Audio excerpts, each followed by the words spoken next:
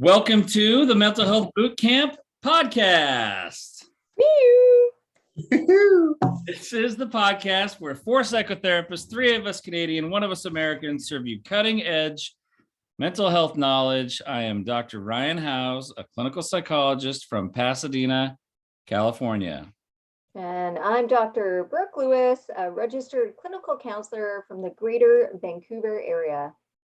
And I'm Joanna Boyd, also a clinical counselor from Coquitlam. I'm Chris Boyd, a psychotherapist from Port Moody. Welcome, everybody.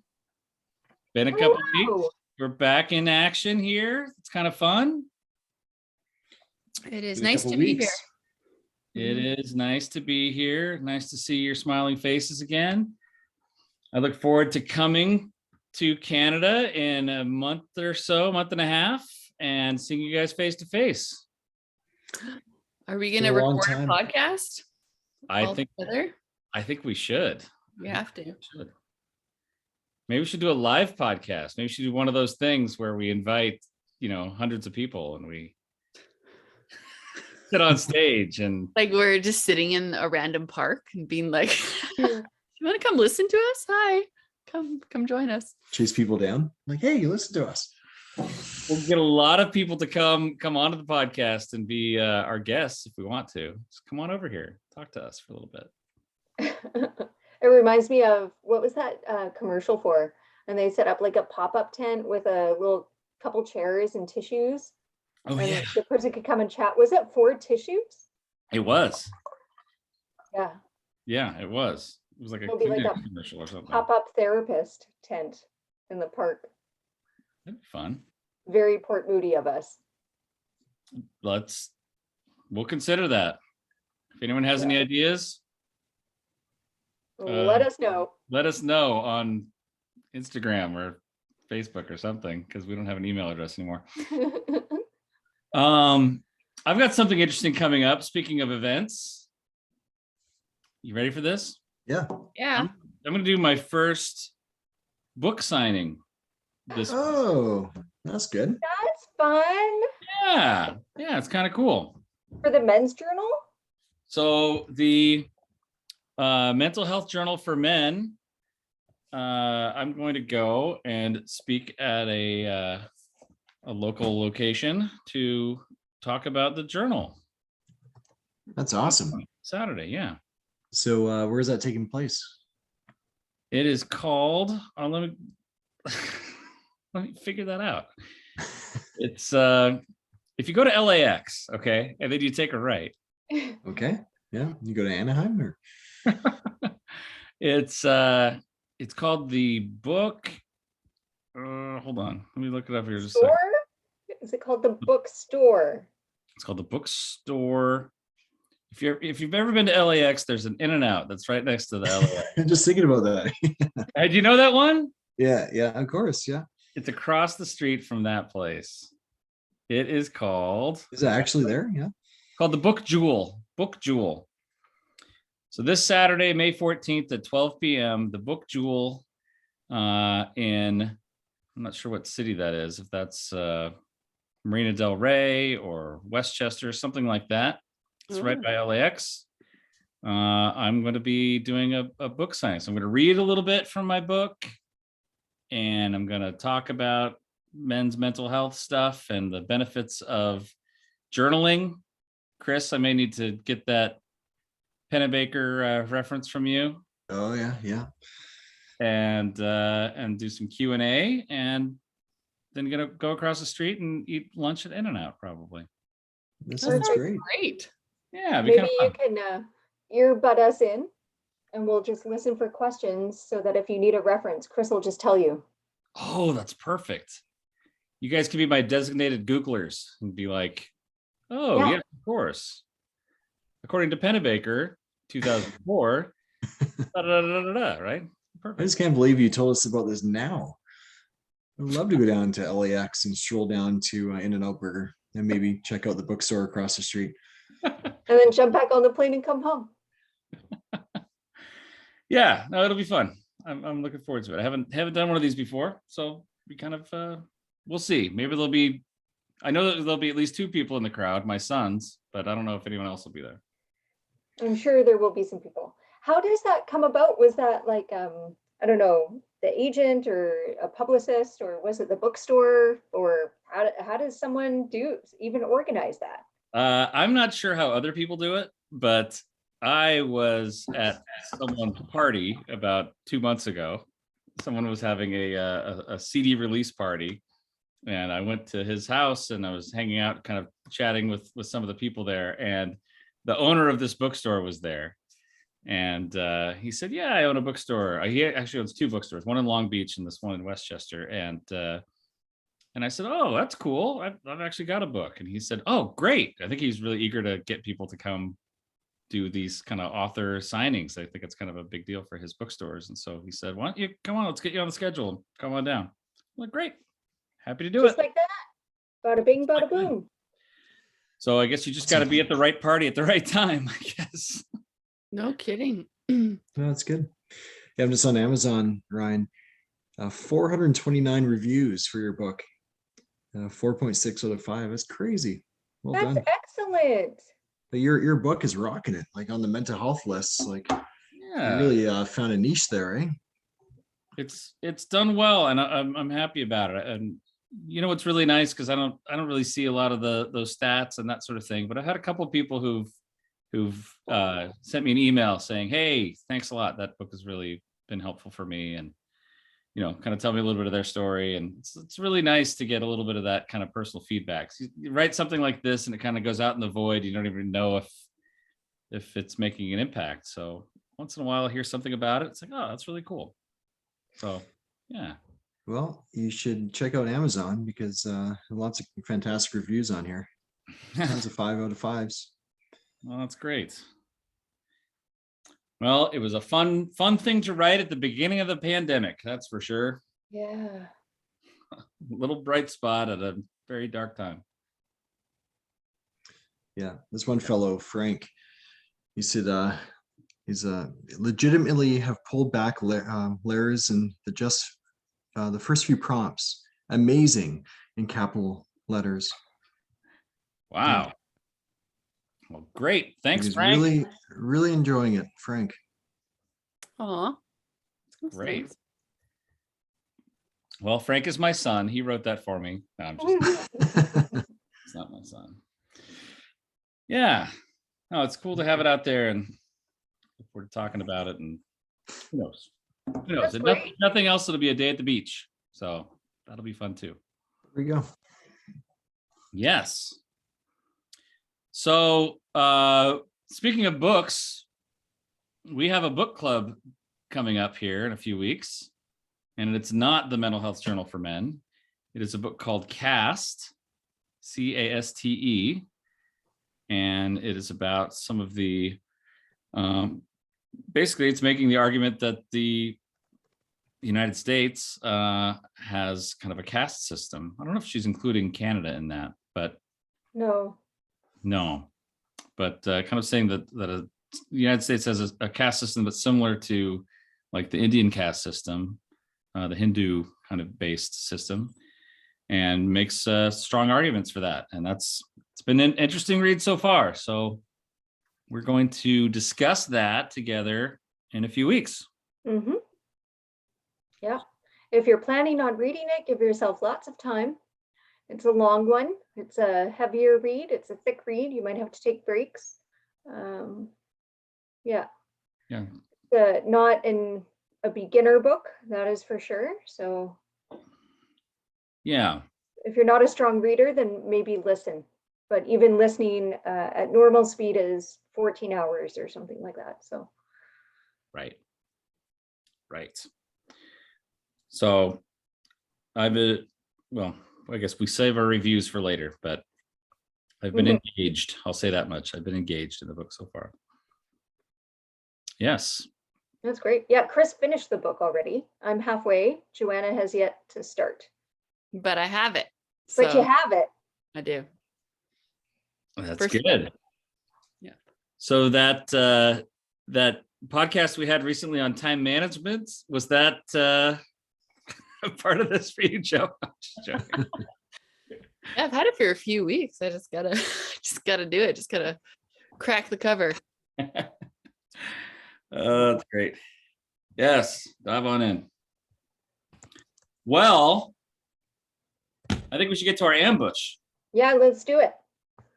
Ryan, it's you tonight? Yeah? It's me tonight. Yes, it's me tonight. Are you guys ready for this ambush? Yes. Maybe. The ambush. One of us knows the topic. The other three do not. I know the topic. I'm ready to talk about it. You guys aren't. Get ready. Here it comes. What is the internal critic? Where does it come from? What can we do about it? And a little side question, are people who are critical towards themselves critical of others? Something I'd like to address. The internal critic, also known as negative self-talk, also known as the critical voice. I think we all have one. And we've talked about self-talk a little bit before. Negative self-talk is kind of a standard topic, but I know that this is something that I talk about with clients in therapy often. And I think it's an interesting one because there are different theories on where that voice comes from and what it's all about and what to do about it. So Yeah, that's a great topic. It's very, very relevant. I'm curious, Ron, do you, sometimes I've talked to people, one or two clients at least, who said they don't have that inner voice or inner critic. Do you think that's possible? Or like, is it just they don't understand, or they don't have an awareness of it, but it's probably there? Like, are you talking about a conscience, Chris? No, just that internal dialogue, that voice that is there, you know? Hmm. Yeah. the voice, Well, yeah. I'm thinking of the voice that says, "Oh, I'm such an idiot," or "Oh, that was such a dumb thing to say." Oh, I see. Okay. Yeah. And gosh, I may have encountered some people who maybe weren't aware of that, but I think after talking about it a little bit, they're like, "Oh yeah, okay, yeah, I can be Yeah. critical of myself." But for some people, that voice is very loud, and it's kind of the loudest voice they hear most of the day, or a lot of times after interactions with other people, they're thinking, "Oh, I should have said this, I should have done that," "Oh, I looked stupid," or even when they're just in public, they're like, "Oh, my pants are wrinkled," whatever it might be. That's very critical of the self. And I just like to kind of dissect that a little bit and figure out what's that all about, and then what can we do about it. For sure. As we talked about in previous boot camps, we do have a negativity bias as human beings. So when things are kind of quiet, our mind tends to gravitate towards those negatives. I remember the study that was done a while ago. Of course, I don't have, I'm probably going to butcher it a bit, but they were doing an fMRI study on someone, and they're going to give the person some prompts and measure the brain waves.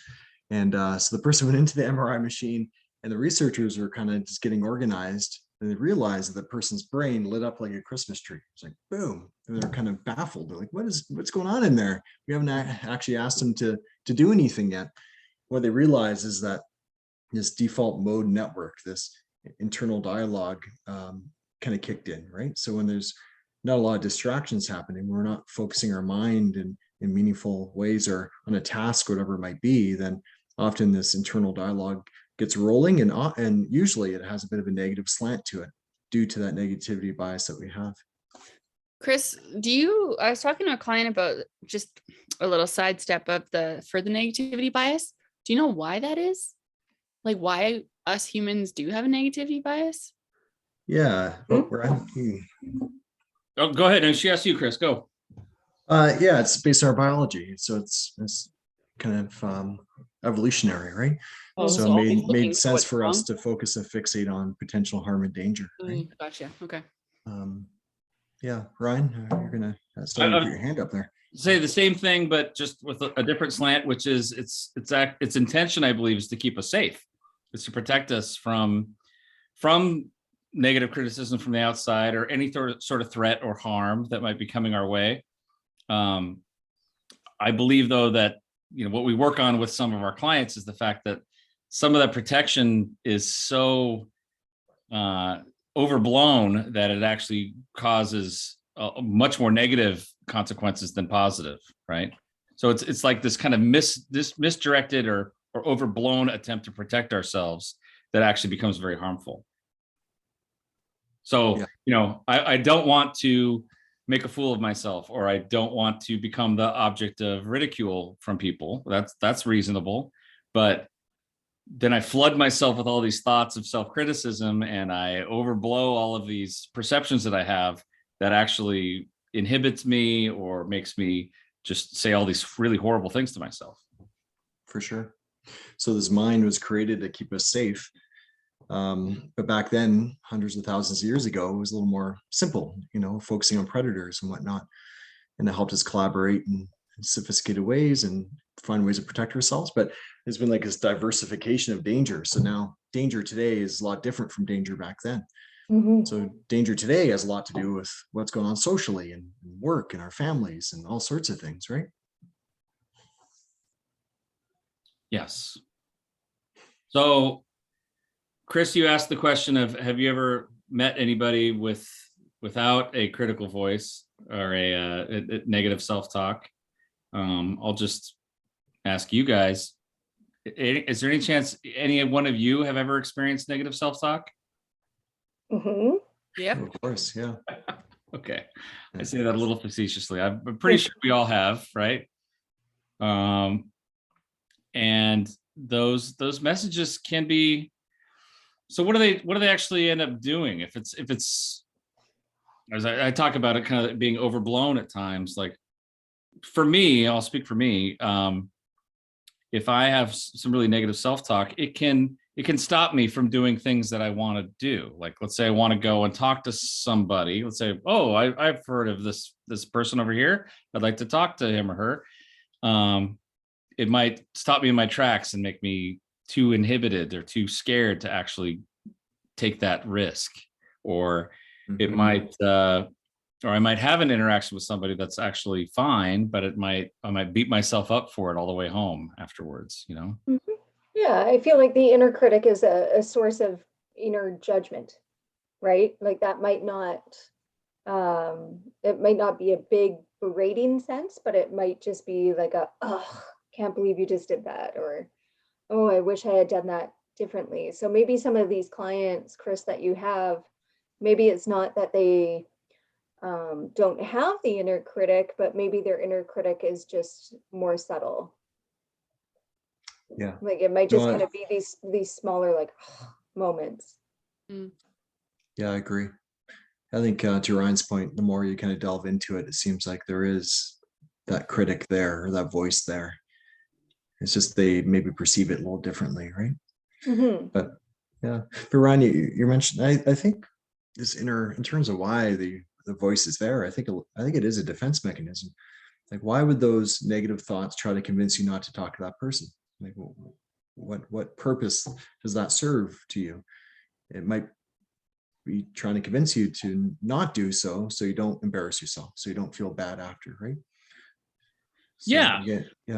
yeah, That's the sense that I get, that it's trying to protect you. Going back to the safety thing, it's trying to protect you from making a misstep that you would then regret later on, or that would do harm to you somehow.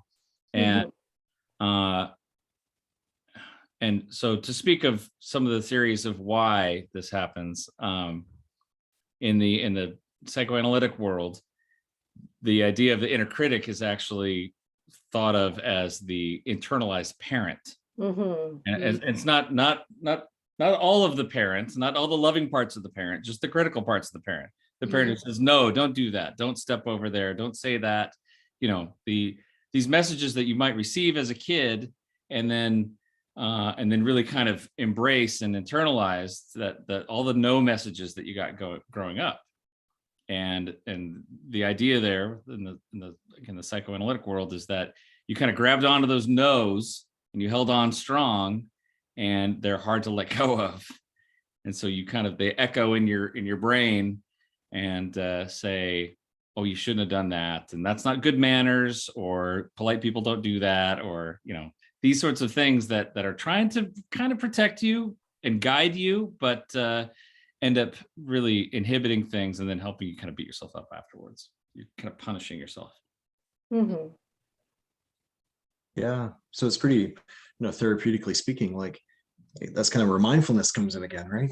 Just trying to help notice the thoughts non-judgmentally with curiosity, because for lots of folks out there, I know for myself, for a good portion of my life, because it's happening in your own mind, because it's happening in your own consciousness, you tend to believe it, right? Because you're the one thinking it. So how would you not believe it? It's got to be the truth, right?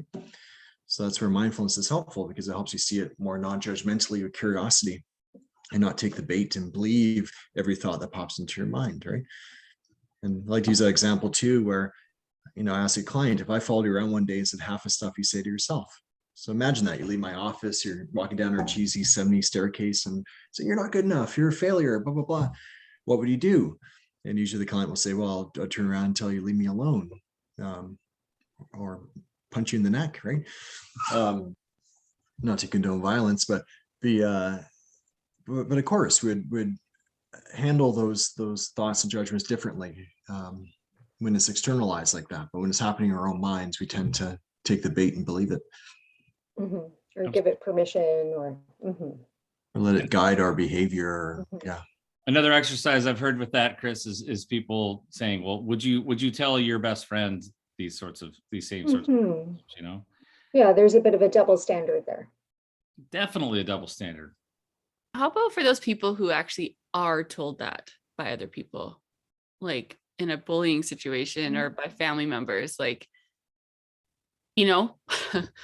they are told that, and they sometimes find it hard to speak up for themselves or to stand up for themselves or to tell that person to go away. So they're trying not to internalize something, yet other people are actually saying it to them. And so it's hard if they're like, well, I'm believing it, other people are believing it. Why? That must be true, But so how do you deal with that if it is actually coming externally?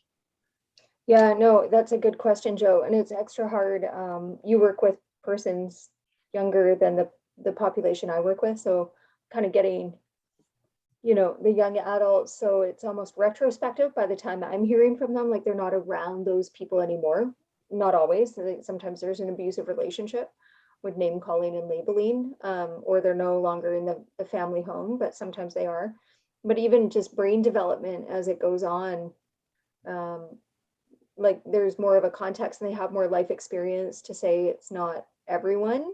But Mhm. I think it's extra difficult or imprinting when it is happening at a young age. Like if those, because then that turns, instead of an inner critic, it's turning into a negative self-belief about yourself. It's not just about your behavior, it's about you, where you are a bad person and you are awful and you are, and then that's going to develop into immense like shame growing up. There's going to be, as an adult, there's going to be a lot of barriers there, and you're going to see a lot of, I think, self-destructive behaviors and different things happen there from that. Mm-hmm. Yeah. That's a good point. Just the developmental piece of that, right? So Yeah. when you're getting that messaging at a younger age, It imprints. it can really stick and imprint and Yeah. impact the scaffolding of your brain and mind, because you have a hard time seeing that's external, that's someone else. There's other dynamics going on here, right?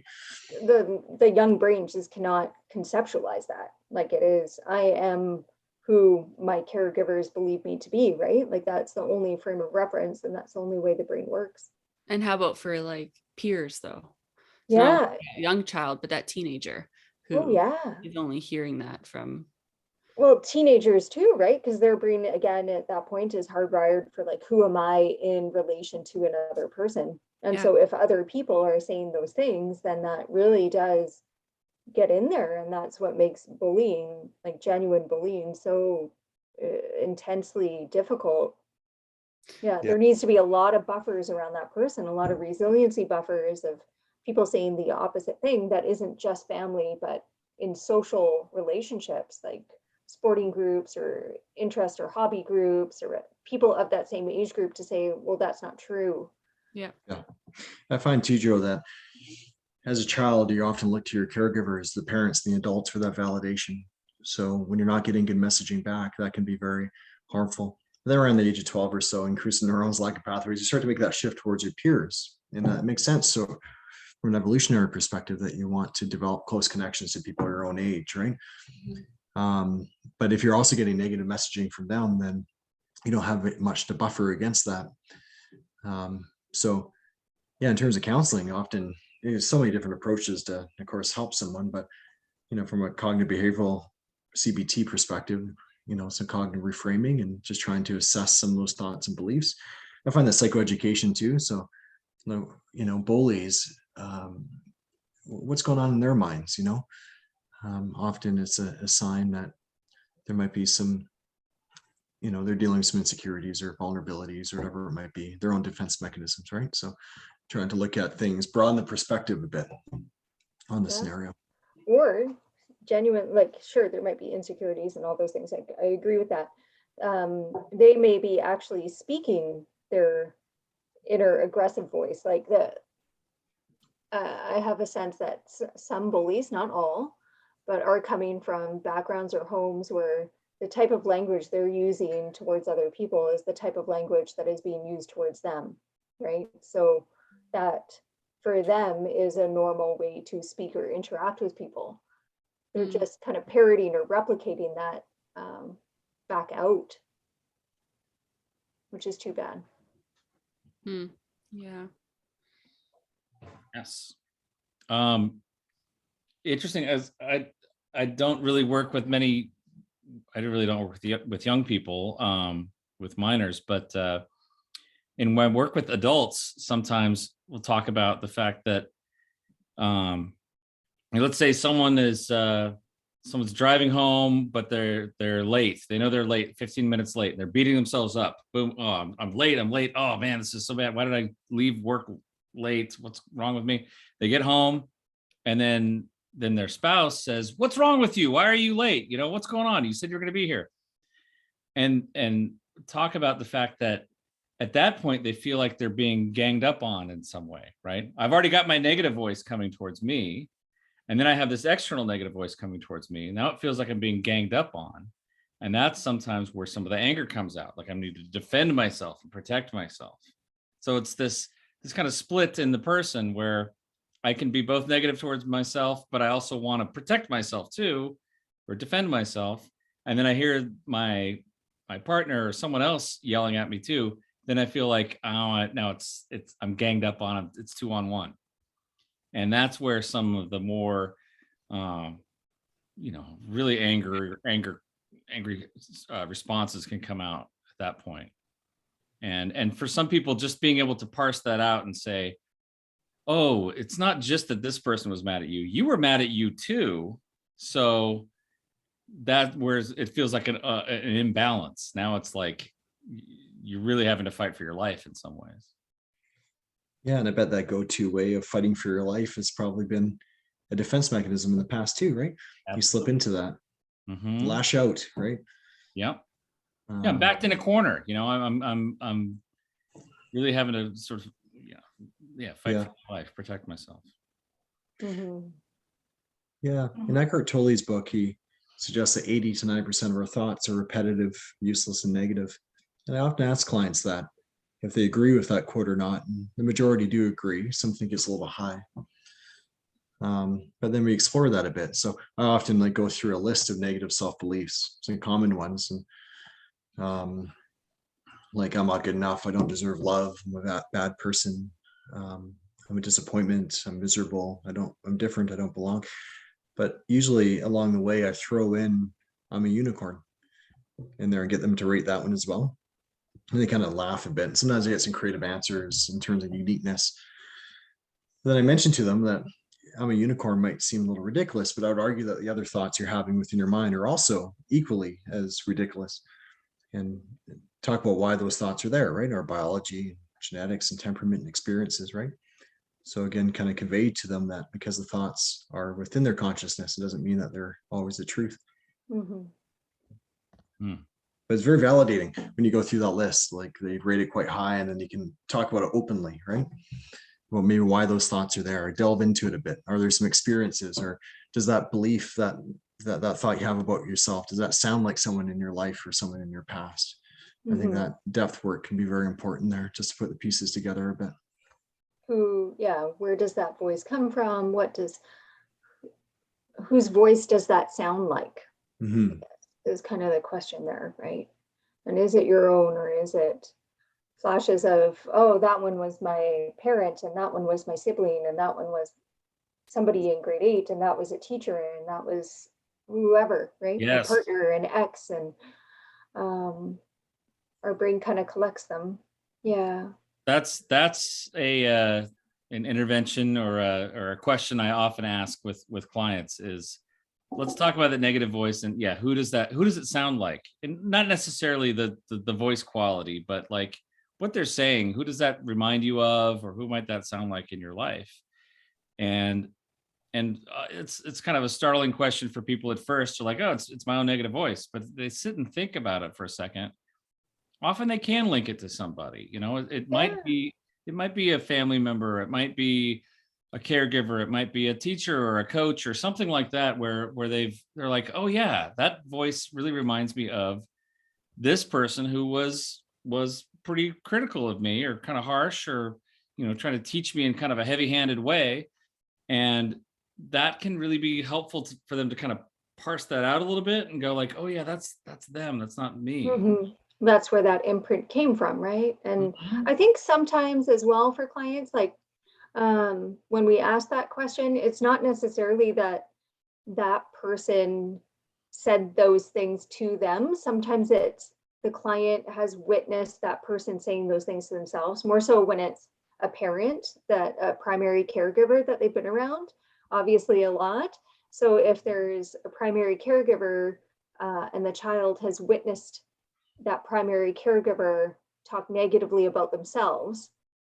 So a parent's making dinner and whatever, and they realize they forgot something at the store or whatever, and they start saying, "Oh, I'm such a fucking idiot," and oops, sorry, I swore on the podcast.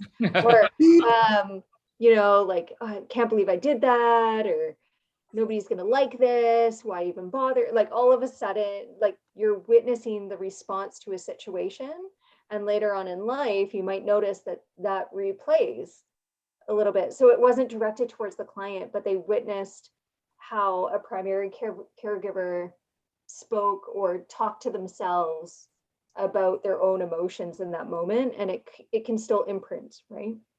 Could you even add to that how the caregiver might interact or comment on other people in the family, or like the Oh other yeah. caregiver, right? Like criticizing, or like anything, any watching of Or what's even people out in public, like, so if primary caregivers are highly judgmental of other people, maybe their appearance, or well, I guess mostly it would be appearance or behaviors or whatever, that's then going to impact that developing brain of what's right and what's wrong, Mhm. what's accepted and what's negative. What do I get praise for? What do I get condemned for?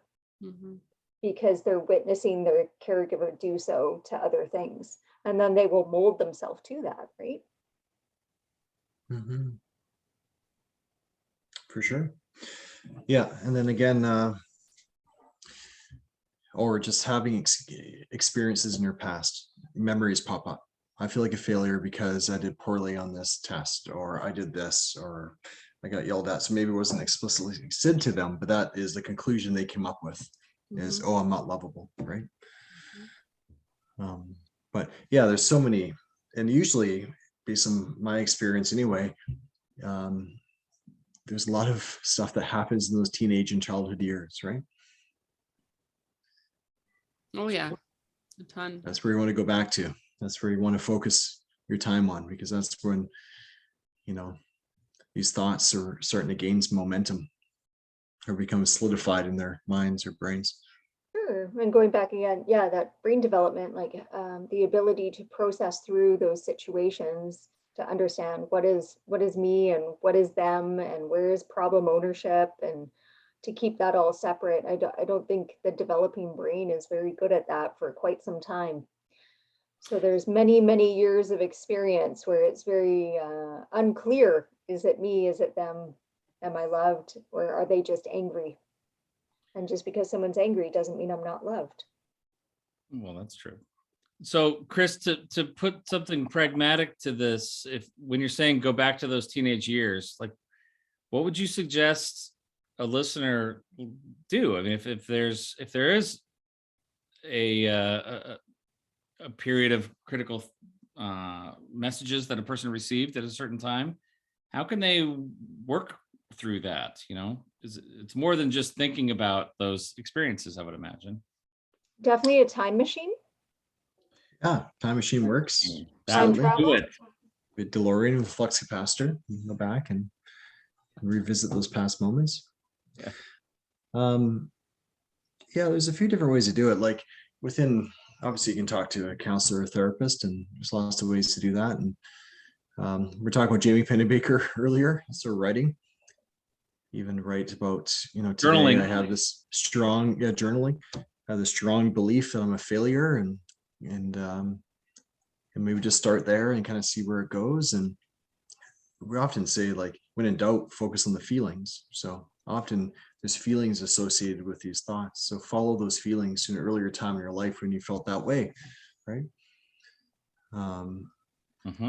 So yeah, I think if you're feeling really upset, sometimes you just got to manage those symptoms, calm the body, shift the mind. But it's often good to reflect on those moments and say, what the heck was going on there? If your reaction doesn't fit the situation, it's probably feeling memories or past challenges, right? Yeah. So maybe just try to be Sherlock Holmes there and try to explore some of those moments. And this is a lifelong process. Like, or a week or so ago, I was like, oh man, why did I just have that quick judgment or thought? And I had this little light bulb moment. I'm like, wait a minute, maybe I had to do this one situation. And so, yeah, I think just being open to that experience. You don't have to do it all day. You don't want to be up in your mind all the time, of course, but maybe put some time aside just to explore those thoughts and beliefs.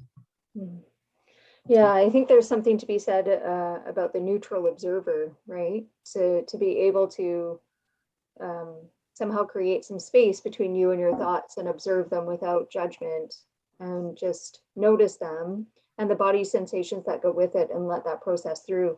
I think that a lot of that processing work of trying to revisit a younger time of life and feel the feels involves similar stages of, number one, you have to name it. We have to identify what that was and flesh out what that memory was, and allow yourself to feel the feelings that come up in that moment, opposed to blocking them out, because chances are you've blocked them out for a long time. Probably gotten very good at blocking them out.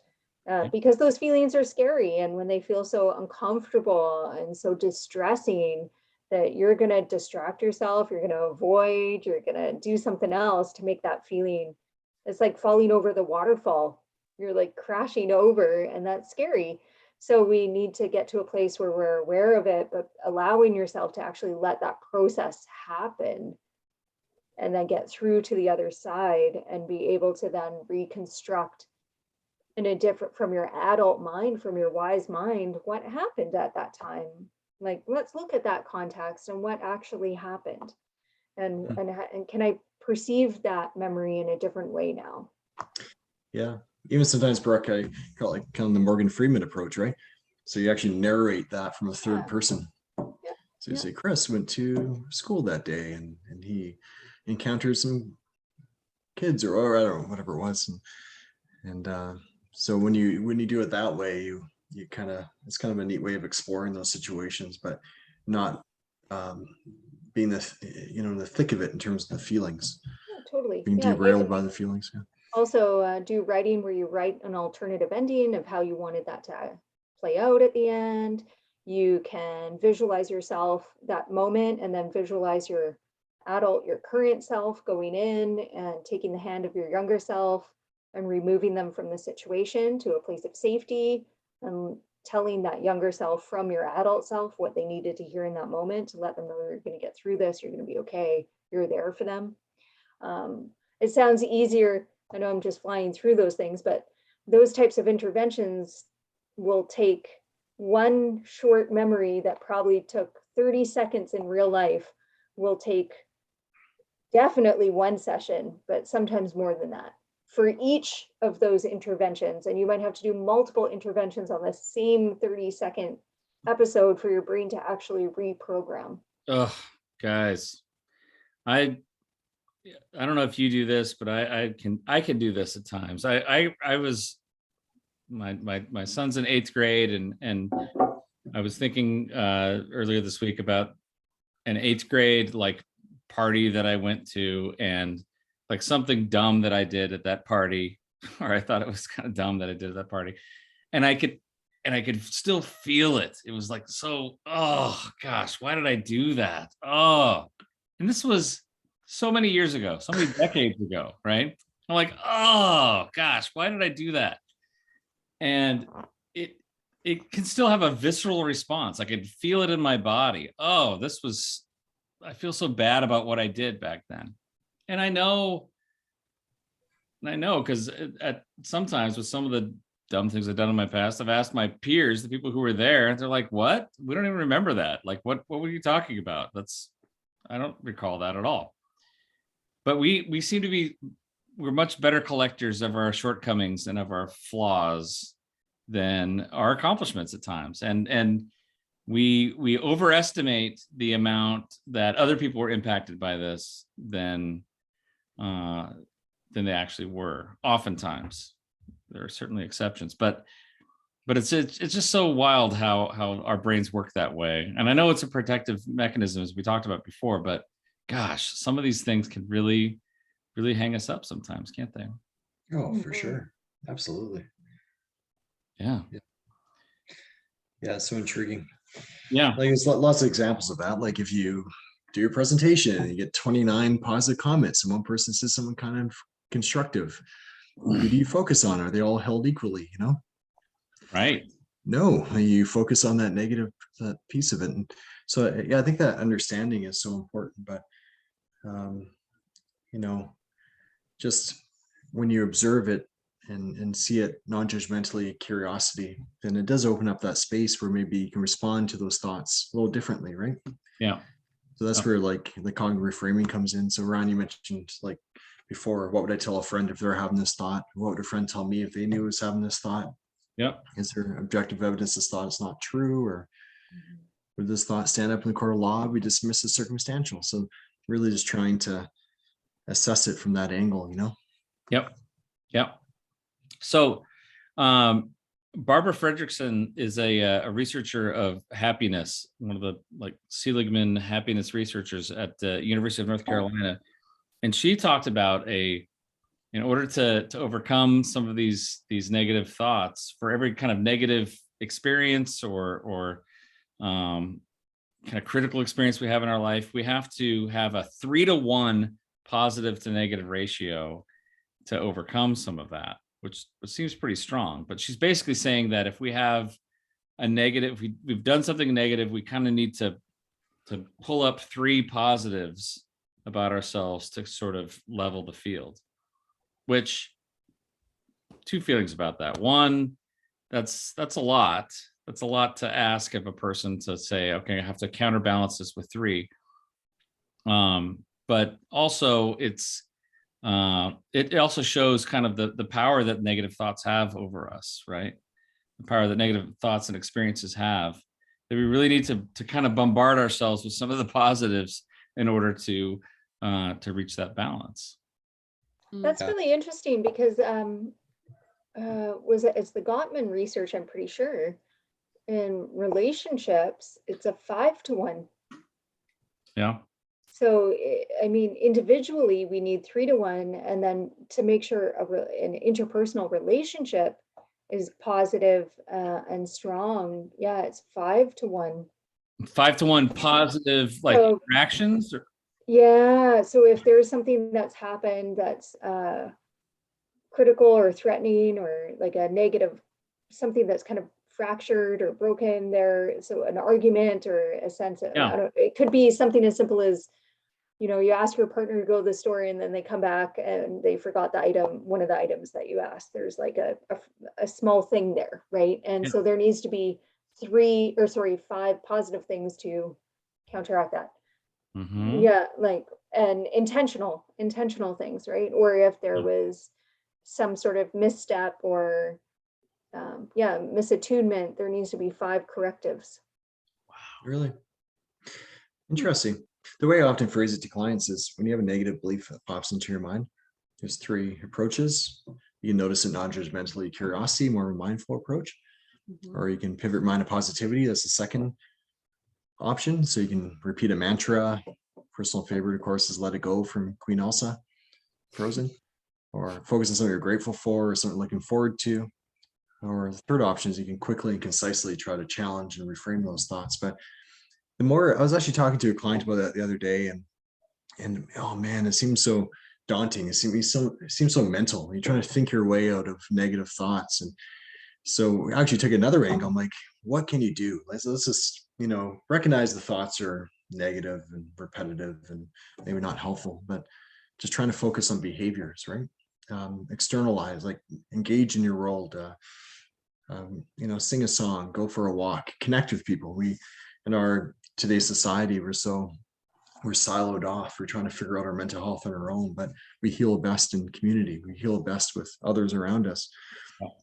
So I've been trying to focus more on doing versus trying to think your way out of negative thoughts. Sure. Yeah.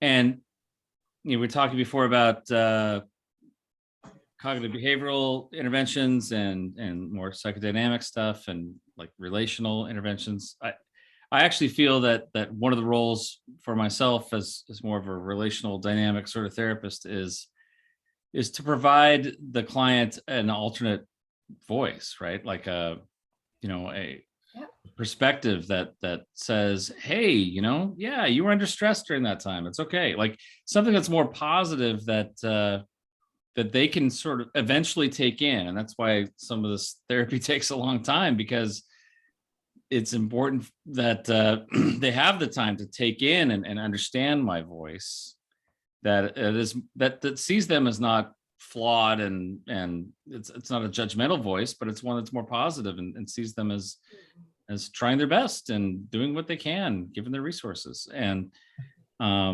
it's often really nice when I hear from a client, hey, I was in this stressful moment and I heard your voice, even outside of the session, I heard your voice say, hey, you're doing your best, or you're working hard, or whatever it might be. That's like a positive as a counterpoint to this critical voice, right?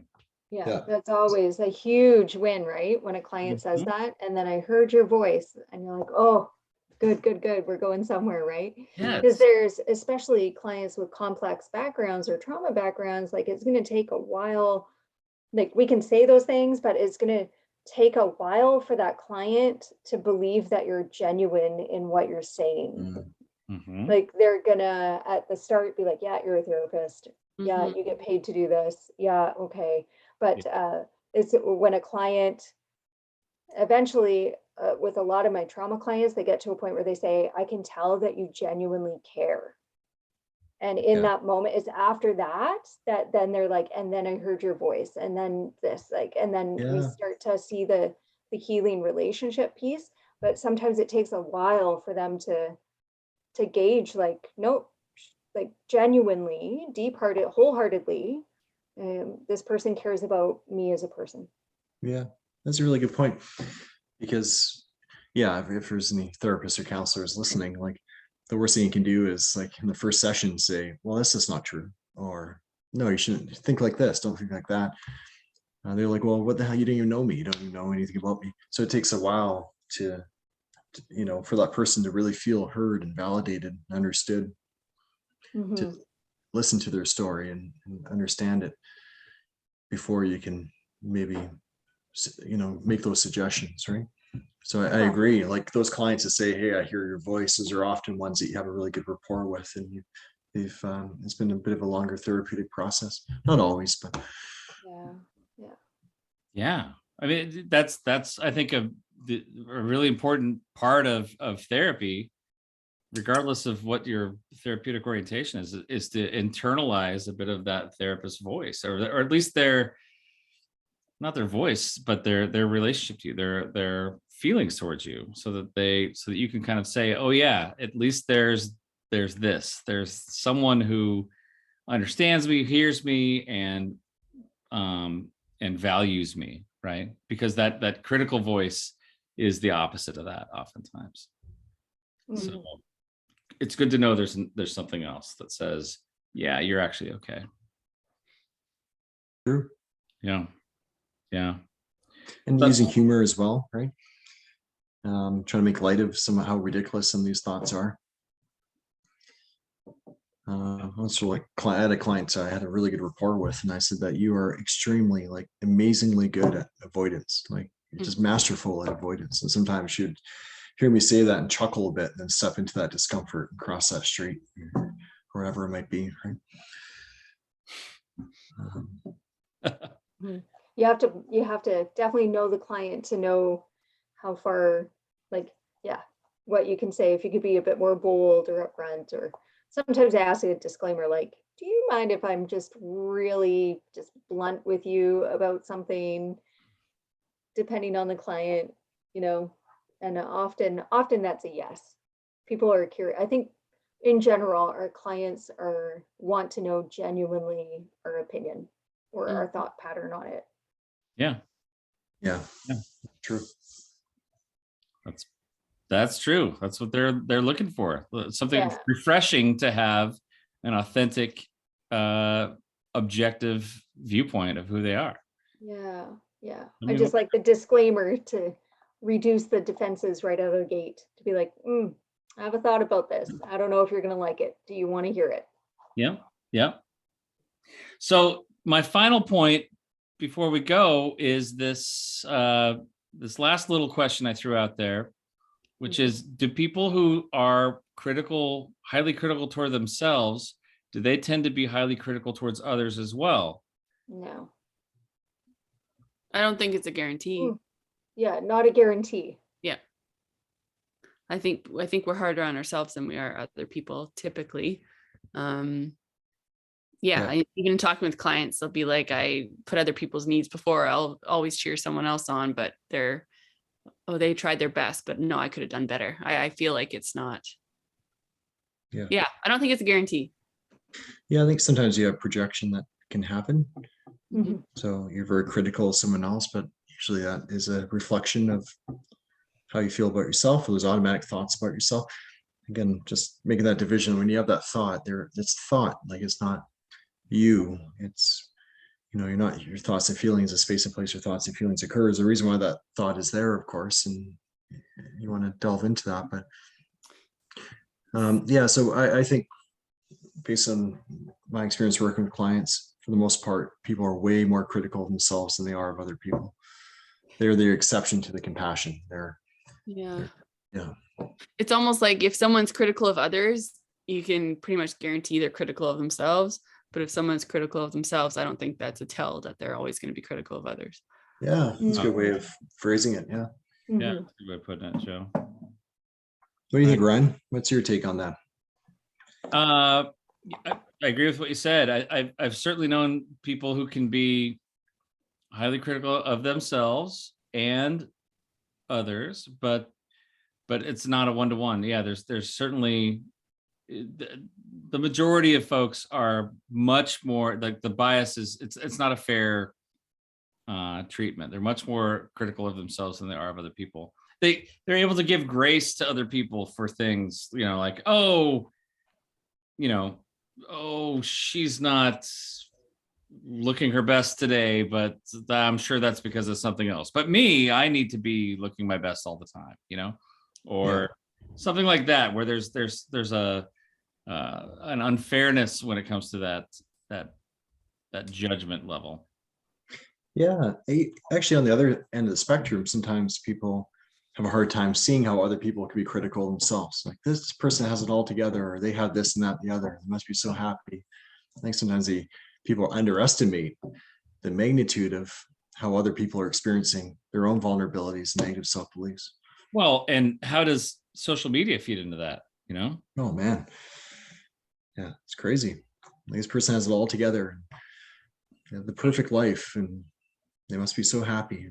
Yeah. If someone's presenting their life as perfect and always having great vacations and perfect dinners and all that kind of stuff, then they're not presenting anything to be critical of, right? It's like, oh, they're great. And so it's easy to idealize the other while criticizing the self, right?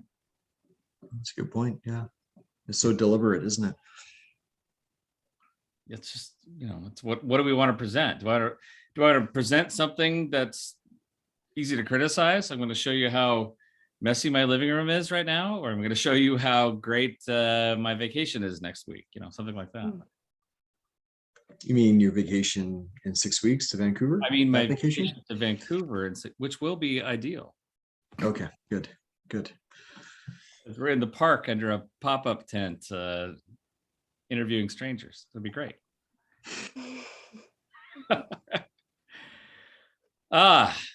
Well, this gives me a lot of clarity on the critical voice, on the negative self-talk. This was a lot of fun, actually, you guys. That's a great topic. Indeed. Great topic, something that's pertinent to all of us and probably many of our listeners. So thanks for talking about it, guys.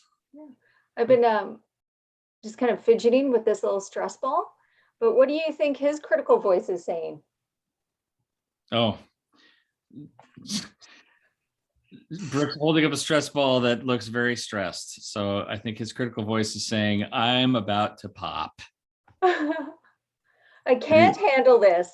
Or maybe had too much key lime pie or what? Yep. It looks like he's like, I'm not going to be able to hold myself together any longer. I ate a potato. That's it. That's it. Wonderful. All right. Well, we'll sign off for now. So thank you, everyone. Like and subscribe. Apple, Google, Podbean, Audible, Spotify, Stitcher, YouTube. Send your questions to our Instagram and our Facebook. And tell a friend or two and tell your critical voice to come listen to us. And we will talk to you later. Goodbye. Bye, everyone. Doodles. Bye, everybody.